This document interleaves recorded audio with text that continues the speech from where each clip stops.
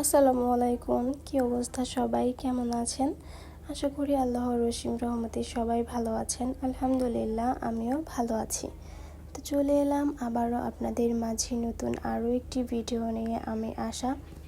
তো আমার যারা ফেসবুক থেকে ভিডিও দেখেন বা আমার যারা ইউটিউব থেকে ভিডিও দেখেন, তো সবাইকে অনেক অনেক ধন্যবাদ।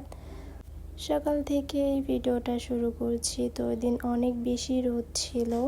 তো আমার মা আবিহার বাবার জন্য কিছু মাছ কিনেছে। তো এগুলো শুকাবে। আবিহার বাবা আবার এই দেশি মাছগুলো খুবই পছন্দ করে। তো আমাদের কাছেও খেতে খুব ভালো লাগে যে টাকি মাছের শুটকি আর কিছু পুঁটি মাছ, তো সব কিছু মিক্স করে শুকানো হবে। এই জন্য সকালে সকালে মাছগুলো সুন্দর করে কেটে ধুয়ে ক্লিন করে নেওয়া হয়েছে, রোদে দেওয়া হবে। এই ভিডিওটাও বেশ কিছুদিন আগের।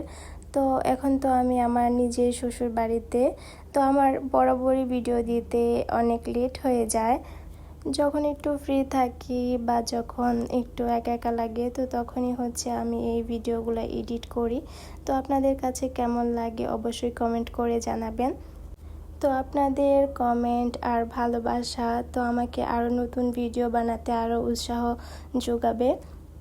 পৃথিবীর সবথেকে মধুরতম ডাক হচ্ছে মা। ছোট্ট এই শব্দটির ভেতরে অনেক অনেক মায়া, মমতা, স্নেহ, ভালোবাসা, তো অনেক কিছুই লুকোনো থাকে। 11ই মে রোববার ছিল বিশ্ব মা দিবস। তো মায়ের জন্য প্রতিদিনই সন্তানের ভালোবাসা থাকে, আবার সন্তানের জন্য মায়েরই প্রতিদিনই ভালোবাসা থাকে। তবুও একটু আলাদা করে ভালোবাসা জানানোর জন্য এই স্পেশাল দিনটি। তাই তো মা দিবসের মূল বার্তা হলো মায়ের নিঃস্বার্থ ভালোবাসা, আত্মত্যাগ ও স্নেহর প্রতি সম্মান জানানো। মাই প্রথম ছায়া, প্রথম অভিভাবক ও বন্ধু। সন্তান হিসেবে আল্লাহ তাআলার কাছে এটাই চাইবো, পৃথিবীর সব মারাই যেন ভালো থাকে, সুস্থ থাকে। আল্লাহ যেন সমস্ত মা বাবাদের দীর্ঘায়ু হায়াত দান করে। সন্তান হিসেবে এই দোয়াই করি সবসময়। এটাই আমাদের সবার প্রত্যাশা। আমরা সবাই আমাদের মাকে খুব ভালোবাসি। যাই হোক, অনেক কথাই আপনাদের সাথে শেয়ার করলাম। জানি না আপনাদের কেমন লেগেছে। এই তো এখানে আমার মা পিঠা বানাচ্ছে। তো আমার দুধের পিঠা অনেক পছন্দের। এইবার শীতে বাড়িতে খুব একটা দিন থাকতে পারিনি। তো তার জন্য পিঠাও ওইভাবে আর বানানো হয় নাই। গরম বা শীত আমি যখন যাই তো তখনই আমার মা পিঠা বানায়। গরম বা শীত তো দুই টাইমটাতেই পিঠা খেতে ভালো লাগে। তো আমাদের বাড়িতে সবসময়ই প্রায় পিঠা বানানো হয় আমি যখন যাই তখন।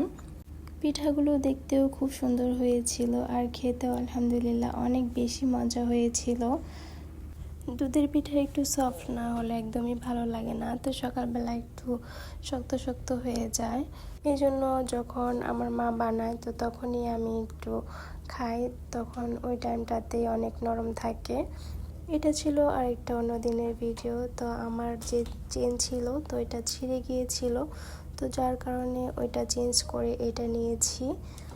আজকের ভিডিওটা এই পর্যন্তই। সবাই ভালো থাকবেন, সুস্থ থাকবেন। পরবর্তী ভিডিওটি দেখার আমন্ত্রণ জানিয়ে শেষ করছি। আল্লাহ হাফেজ।